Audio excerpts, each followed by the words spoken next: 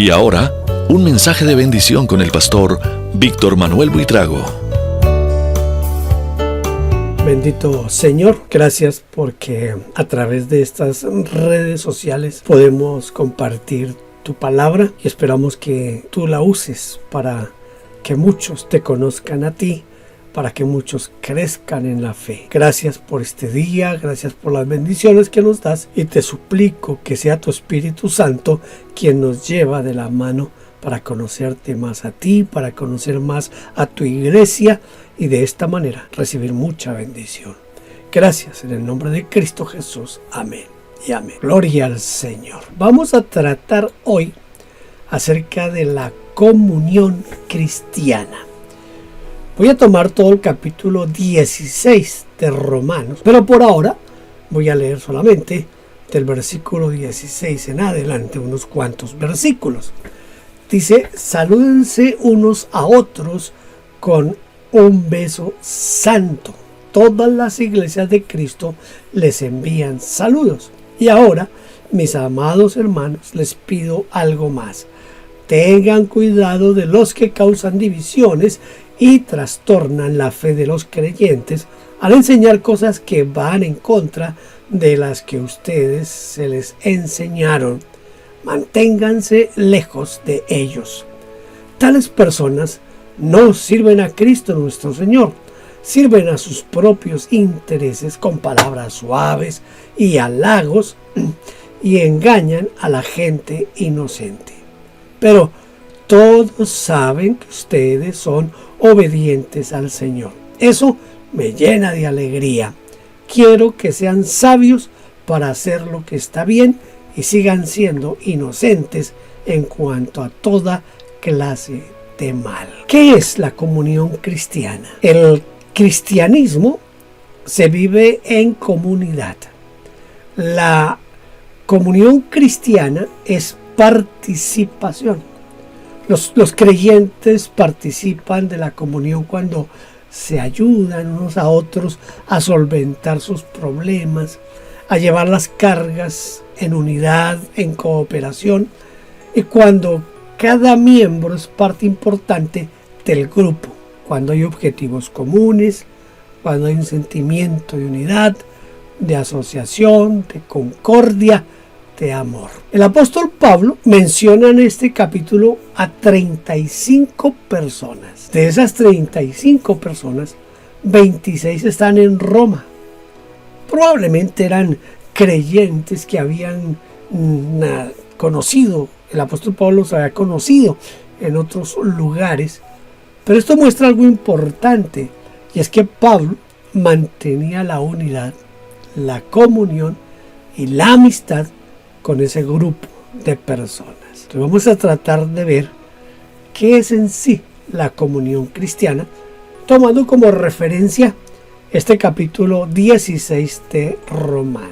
En primer lugar, la comunión cristiana es conocerse individualmente. Una familia, cuando se habla de familia, usted sabe que hay varios, los psicólogos, los sociólogos han dividido esto de la familia principalmente en la familia nuclear, que son papá, mamá e hijos. Pero también hablan de la familia expansiva, otros la llaman extensiva, que es donde están papá, mamá, hijos, abuelos, tíos, primos, sobrinos. Esa ya es la familia expansiva, la familia grande.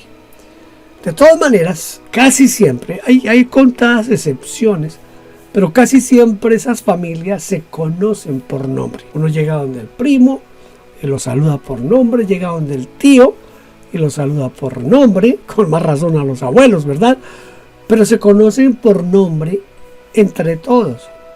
Entonces, si la iglesia es una familia, creo que todos debiéramos conocer los nombres de todos. Si no de todos, por lo menos de la mayoría, porque también depende del tamaño de la iglesia, ¿verdad? Una iglesia pequeña, digamos de 50, 80 o 100 personas, es fácil conocer el nombre de todos. Pero ya una iglesia de 200, ya se comienza a dificultar un poquito conocer el nombre de todos y ni pensar en las iglesias que llamamos hoy mega iglesias. Eso hace que entre más grande sea la iglesia se pierda más el sentido de familia, ese sentido que nos presenta Pablo aquí en Romanos 16 de familia.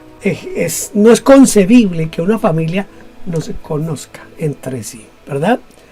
Entonces, una de las características de la comunión cristiana es que nos conozcamos individualmente. ¿Por qué razón?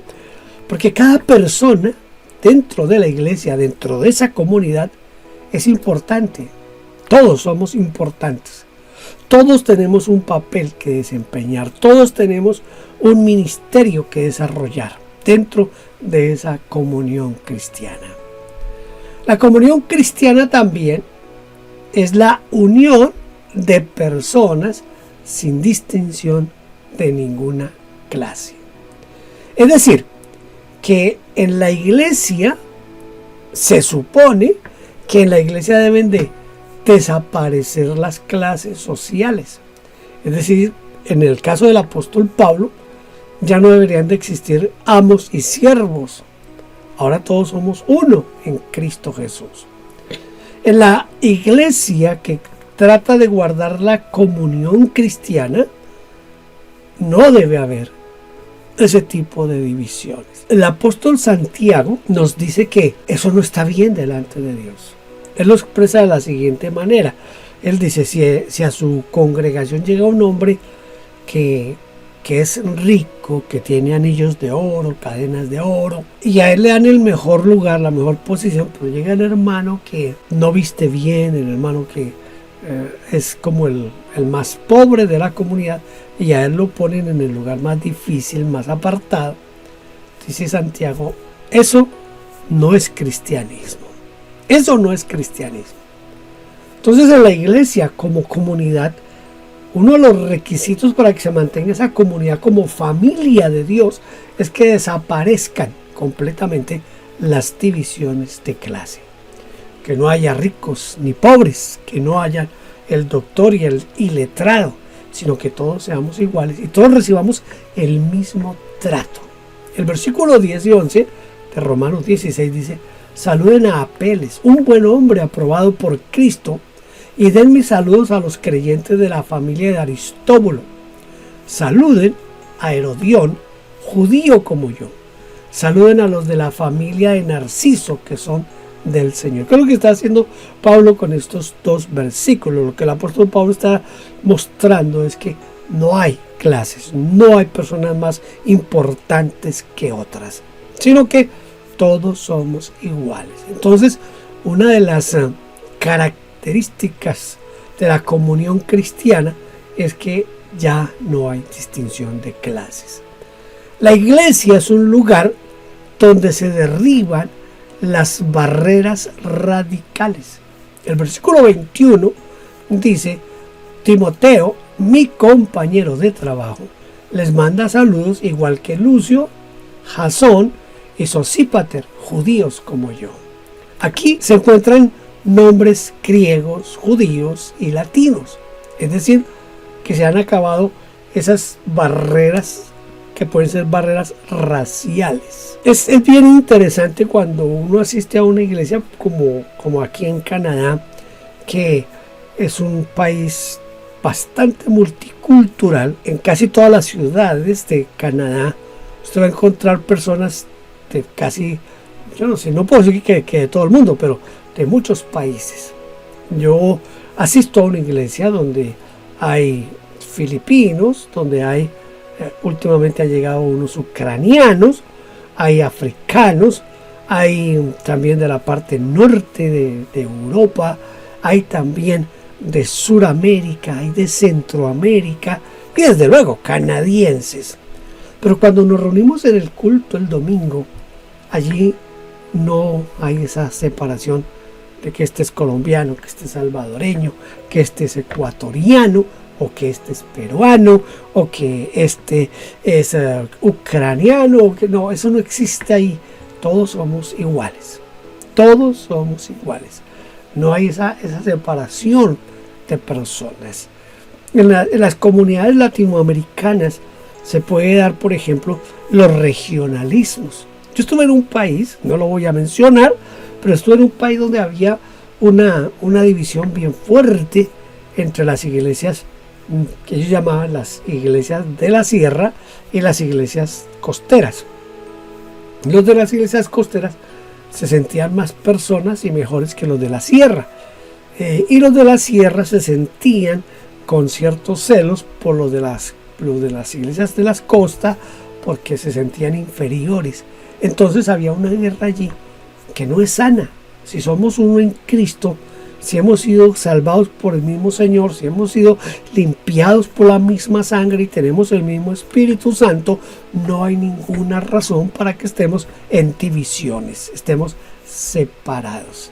El versículo 21 aquí nos muestra que Pablo está mostrando no solamente a la iglesia de Roma, sino también al mundo entero y a nosotros hoy, que en Cristo Jesús no debe haber ese tipo de divisiones. No hay nadie mejor que nadie en esto de la iglesia. Todos somos iguales.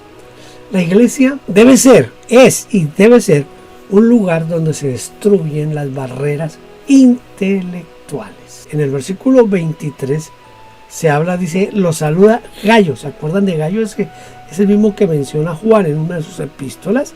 Y dice que lo saluda Gayo. Él es quien me hospeda y también recibe en su casa a toda la iglesia. Les envía saludos.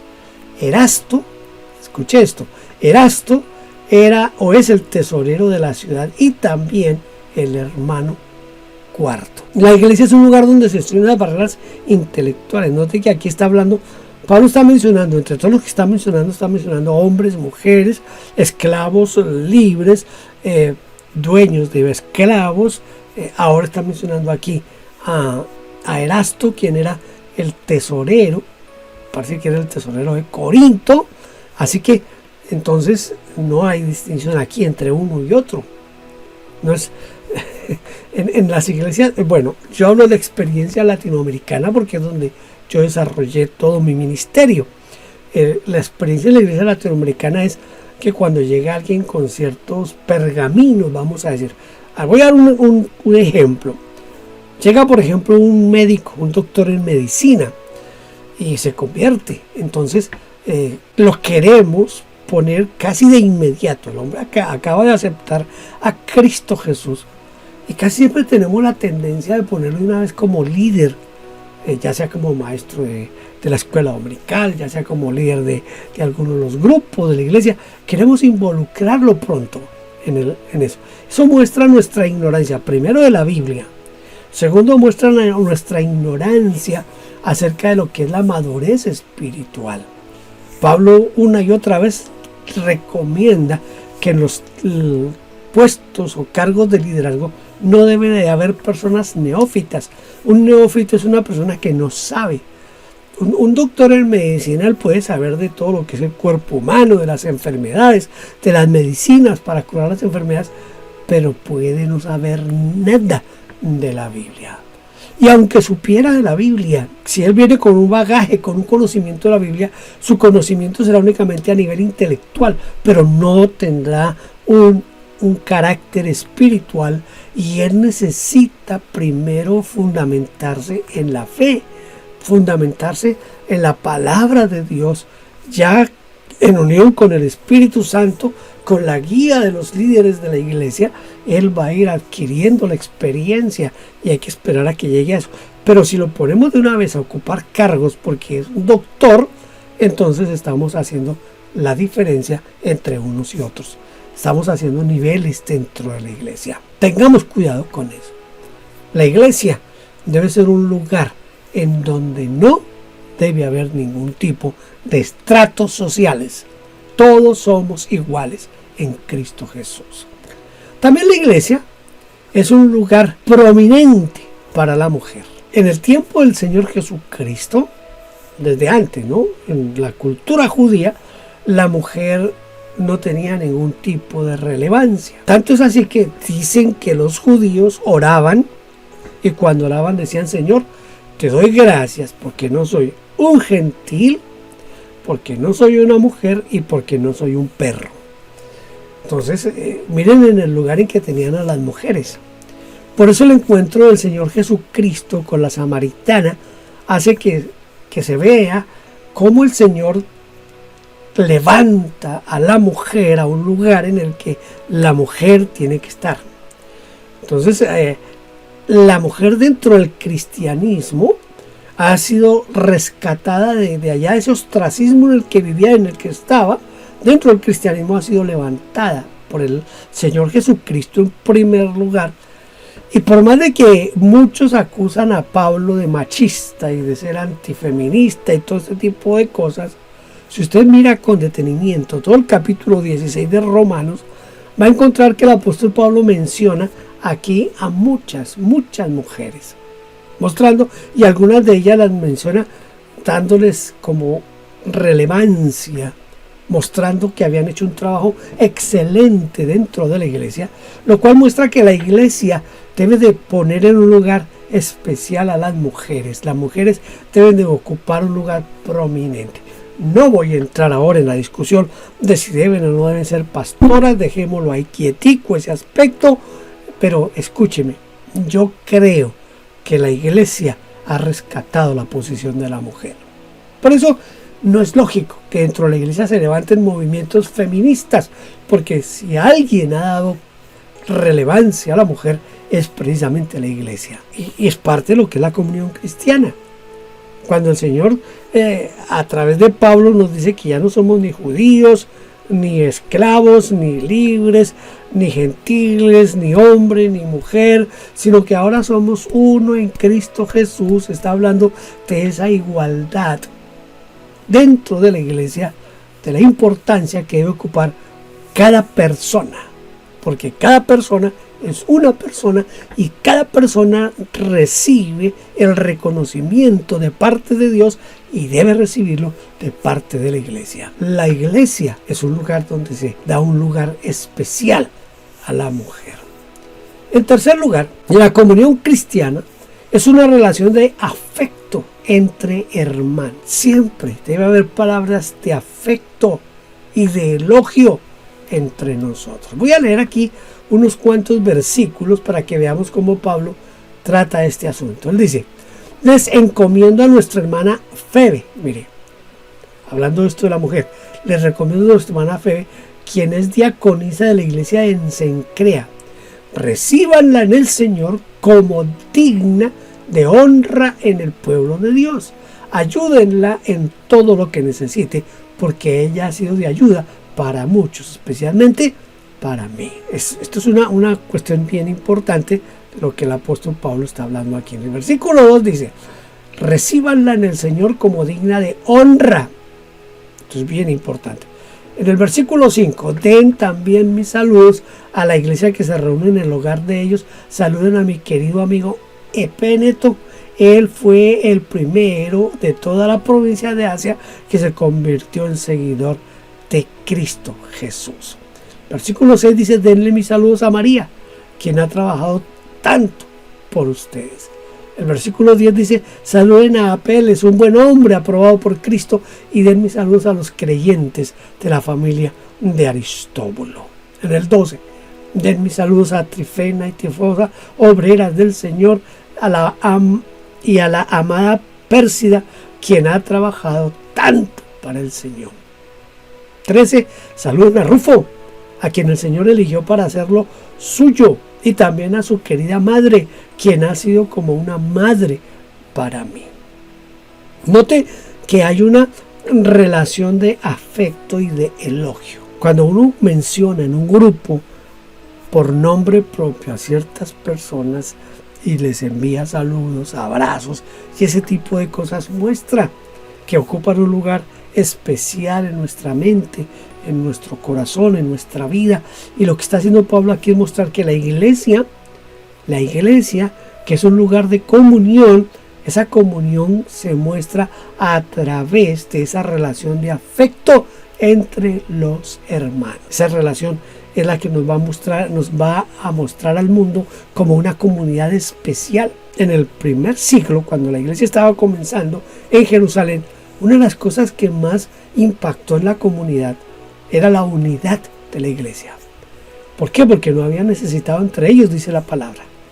Y no había necesitado porque cada quien dejó de mirar por sí mismo y comenzaron a ver por las necesidades de los demás. Aquí es donde entra en acción el cuidado que debemos de tener los unos de los otros. ¿Qué necesidades tiene mi hermano? ¿En qué necesita nuestro apoyo? Y para saber eso tenemos que conocerlo, tenemos que saber quién es.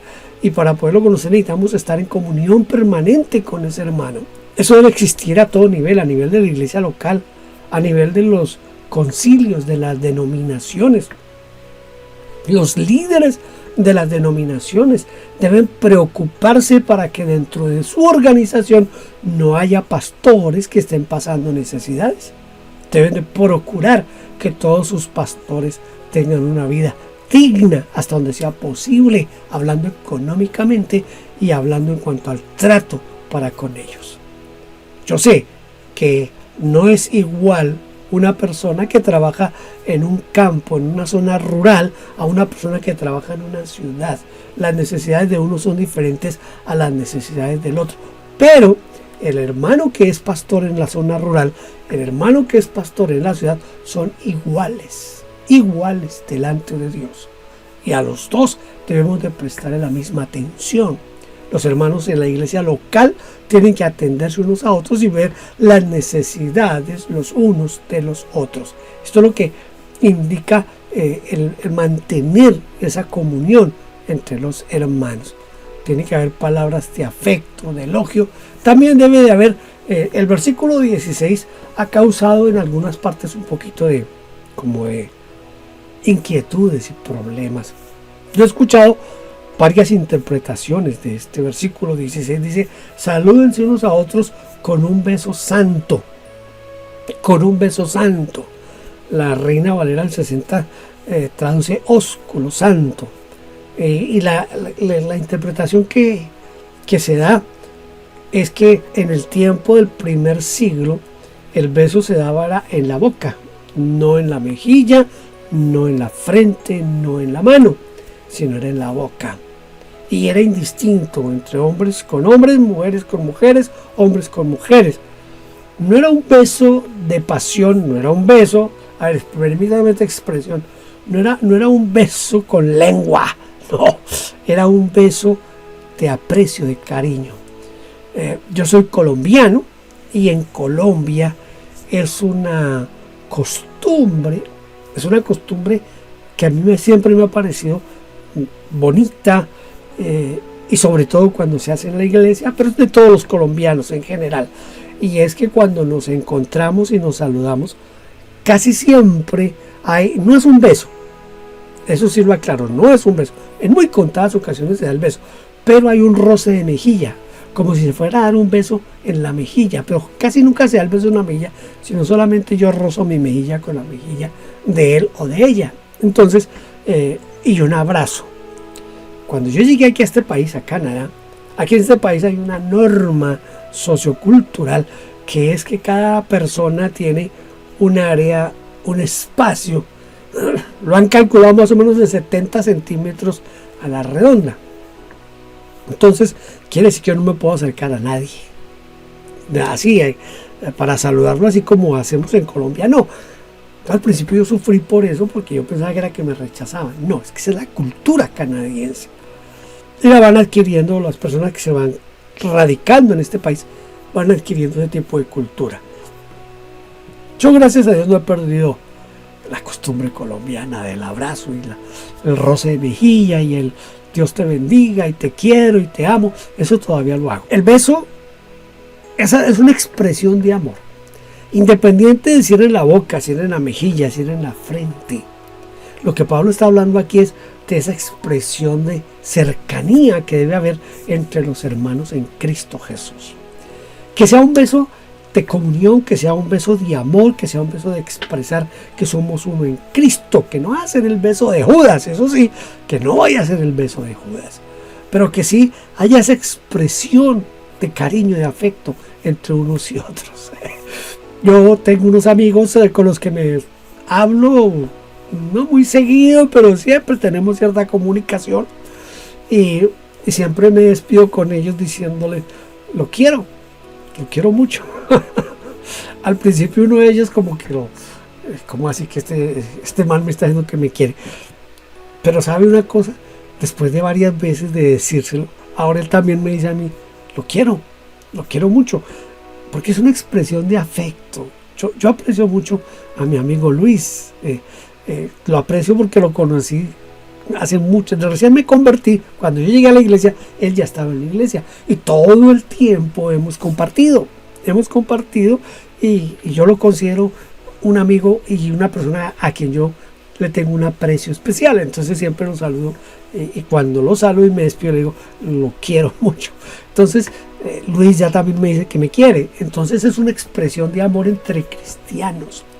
Usted tiene que mirar que necesitamos expresiones de amor en la iglesia, y el mejor lugar para hacerlo en la iglesia. ¿Por qué razón? Porque en la iglesia lo hacemos sin doble sentido.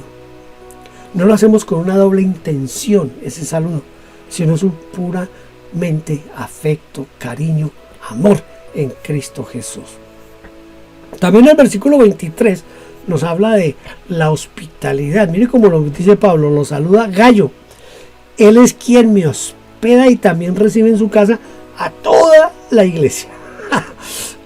Hospedadores, tenemos que ser hospedadores, abrir nuestra casa. Yo trabajé en una ciudad en Colombia que se llama Neiva. Está en el departamento del Huila. Espero que todavía tenga la misma característica. Pero cuando yo pastoreé en esa ciudad, a Neiva la llamaban la ciudad amable de Colombia. Porque allá todo el mundo le abría la puerta. No había problema. Uno podía entrar con una facilidad tremenda a las casas. Mi papá un día fue a visitarme. Él no me avisó. Yo no sabía que él iba a llegar.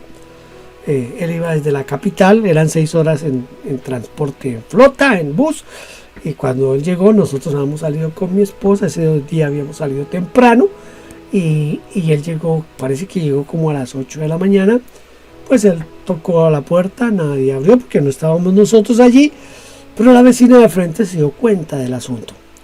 Mi papá esperó ahí un rato. Él me contaba después que la señora, por ahí como a los 40 minutos de él estar ahí, la señora salió y le dijo, yo creo que ellos se van a demorar porque ellos salen y a veces se demoran su rato. ¿Por qué no viene aquí y se toma un fresco y está aquí en la sombra? Un fresco es una bebida. Entonces mi papá aceptó y entró a la casa de la señora, y la señora le ofreció el fresco y le dijo a mi papi pues que pusiera a un lado la maleta, que se quitara con libertad la chaqueta, porque es una ciudad muy caliente. Y mi papá estuvo ahí. Ese día yo no entiendo por qué, pero nosotros nos demoramos un poco más de lo acostumbrado. Seguramente almorzamos por en otro lado. Cuando llegamos eran como casi las 3 de la tarde. Y mi papá entonces ya se dio cuenta de que llegamos, se vino a saludarnos y entró a nuestra casa y nos contó el incidente. La señora le dio desayuno, le dio almuerzo, lo trató lo más de bien. Mi papá quedó gratamente impresionado. Entonces yo le dije a mi papá, le dije, a esta ciudad la llaman la ciudad amable de Colombia. Y creo que ahora mi papá tiene la experiencia y va a poder dar testimonio de que sí es la ciudad amable de Colombia. Neiva en el Huila, la ciudad amable de Colombia. Escuche, la iglesia tiene que ser ese tipo de persona que recibe a todo el mundo. Aquí Gallo es el que hospeda a Pablo, el que hospeda a todos los hermanos de la iglesia. Supongo que los evangelistas que llegaban a la ciudad, Gallo los hospedaba. Entonces, la iglesia tiene que ser una iglesia que al mostrar la comunión la va a mostrar también a través de la hospitalidad. Otra cosa que une a la iglesia es el sufrimiento en común. El apóstol Pablo estaba preso casi todo el tiempo. La mayoría de las cartas de Pablo fueron escritas desde la prisión. Tenía privilegios porque era ciudadano romano y tenía ciertos privilegios, entonces podía recibir visitas y también tenía la libertad de tener quien le ayudara a escribir las cartas. Pero en la cárcel él conoció a muchos, evangelizó a muchos, otros que no eran ganados por Pablo, pero que fueron a la prisión por causa del Señor. Pablo los saluda como personas que tuvieron experiencias en común. La prisión produce sufrimiento, pero eso fortaleció los lazos entre Pablo y ellos. Cuando nosotros estamos en dolor, en angustia, esos dolores, esas angustias nos ayudan a nosotros a unir nuestros lazos, a fortalecer nuestros lazos. Sobre todo donde la iglesia es iglesia perseguida, la persecución produce unidad, la persecución produce santidad, la persecución produce comprensión, misericordia, afecto. Todo eso hace que la persecución no es grata, porque nadie quiere ser perseguido, pero cuando lo vemos todos los frutos y los resultados de la persecución, decimos bienvenida a la persecución. Y por último, como cuarto lugar, la comunión cristiana es mantener en común necesidades, peligros y metas. La iglesia en el primer siglo se reunía en las casas. Den también mis saludos a la iglesia que se reúne en el hogar de ellos. Entonces ahí nos muestra que los grupos se hacían era en las casas. El versículo 14, den mis saludos a Asíncrito, Flegonte, Hermas, Patrobas, Hermes y a los hermanos que se reúnen con ellos. Entonces era una característica común que se reunieran. Saluden también a Filólogo, Julia, Nereo y su hermana, y a Olimpas y a todos los creyentes que se reúnen con ellos. Las reuniones eran en las casas. Entonces la iglesia se reuniera en las casas. No era como hoy que hay templos.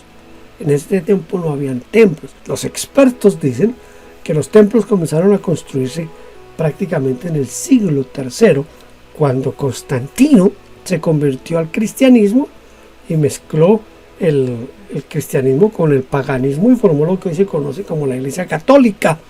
Pero de todas maneras, Constantino a la iglesia era una iglesia que se estaba empezando a prostituir, y Constantino se puede decir que fue el que más ayudó a que eso sucediera, y entonces se comenzaron a construir los templos. Pero antes del siglo III, la iglesia se reunía solamente en las casas. Note que ellos al principio trataron de tomar el templo de Jerusalén como el lugar de reunión, pero en realidad allí no tenían cabida porque eran diferentes a los judíos y tuvieron que abandonar el templo. Lo usaban únicamente para la oración, pero también con el tiempo ni siquiera para la oración lo usaban, porque para eso se comenzaron a reunir en las casas.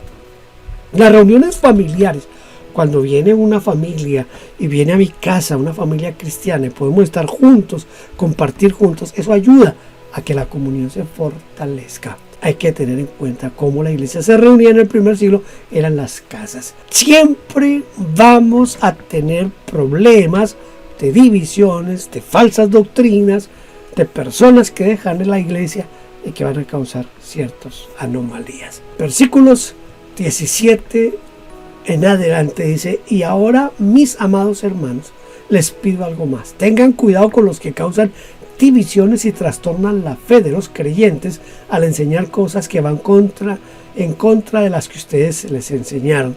Manténganse lejos de ellos. Tales personas no sirven a Cristo nuestro Señor, sirven a sus propios intereses. Con palabras suaves y halagos engañan a la gente inocente. Pero todos saben que ustedes son obedientes al Señor. Eso me llena de alegría. Quiero que sean sabios para hacer lo que está bien y sigan siendo inocentes en cuanto a toda clase de mal. Note que siempre está el peligro latente de las divisiones y de las falsas doctrinas. Divisiones, no hay nada peor para una congregación, para una iglesia local, que a alguien se le ocurra decir: el Señor me llamó al ministerio y voy a comenzar una iglesia. Me dijo una vez un individuo a mí: el Señor me ha llamado a que comience una iglesia. Entonces yo le dije: hermano, espero que sí sea el Señor que lo haya llamado, y espero que usted no vaya a pescar en pecera. Dicho y hecho, a los 2 meses se estaba llevando más de la mitad de la congregación donde yo era pastor. Él era supuestamente quien dirigía la parte musical. Yo nunca lo consideré el líder de alabanza porque nunca me pareció alabanza lo que hacían. Entonces, él que dirigía el grupo de música se llevó más de la mitad de la congregación. La dividió. ¿Cómo la dividió? Dedicó según los cálculos que yo he hecho, él la premeditó por más de 6 meses. Por más de 6 meses, cada vez que yo terminaba una predicación, encontraba algo para criticar y comenzaba a decirlo a una familia, a otra, el siguiente domingo a una familia, a otra. Hizo ese trabajo por 6 meses porque él quería llevarse la congregación. Y se llevó más de la mitad. ¿Sabe qué pasó con él?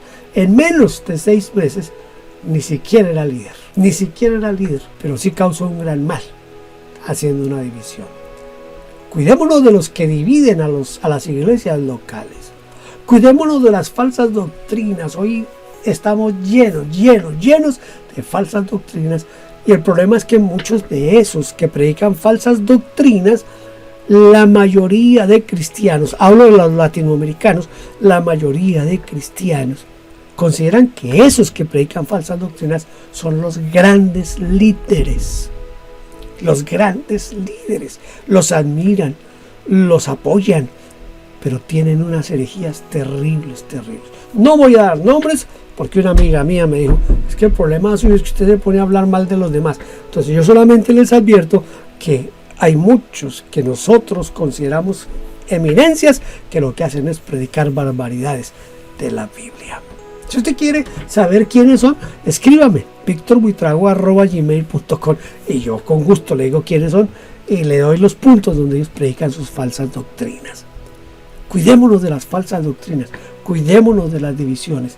¿Por qué? Porque los que predican falsas doctrinas y los que hacen divisiones no lo hacen para la gloria de Dios, lo hacen buscando su propio beneficio. Eso de los pactos, eso de que pacte y que Dios le da, eso no es de Dios. Eso no es de Dios. Ellos están buscando su propio beneficio económico. Y hay así muchas cosas por ahí. Tenemos que tener cuidado con eso. Tenemos que aprender que la comunión cristiana es edificación por medio de la enseñanza del Santo Evangelio. Versículo 25. Que toda la gloria sea para Dios, quien puede fortalecernos tal como lo expresa la buena noticia. En ese mensaje acerca de Jesucristo se ha revelado su plan para ustedes, los gentiles, un plan que estuvo guardado en secreto desde el principio del tiempo. Entonces, la comunión cristiana es mantener esa en común necesidades, peligros y metas. Y una de las metas principales es edificarnos en la palabra de Dios.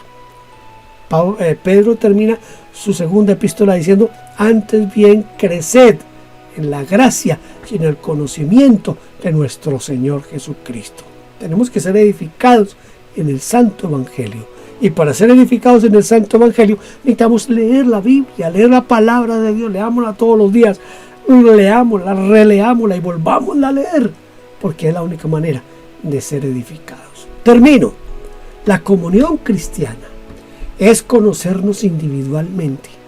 Es la unión de personas sin distinción de ninguna clase. Es una relación afectuosa de amor entre hermanos y mantener en común necesidades, peligros, metas. La comunión cristiana es, en resumen, la unidad de la familia de Cristo Jesús. Si usted asiste a una iglesia, fomente esa unidad. Si usted todavía no ha aceptado a Cristo como su Señor y Salvador, lo invito a que hoy usted lo haga para que sea parte de esa comunión que nos ofrece el Evangelio. Esa comunión que nos ofrece pertenecer a una iglesia local. Padre, yo te doy gracias en este momento y te ruego que tú obres en la mente y en el corazón de quienes han escuchado esta palabra, para que seas tú quien edificas y que seas tú quien llamas a la salvación a través de esto. En el nombre de Cristo Jesús. Amén. Amén. Dios le bendiga. Gracias por vernos. Déjenos su huella suscribiéndose, like, campanita y comparta. Bendiciones.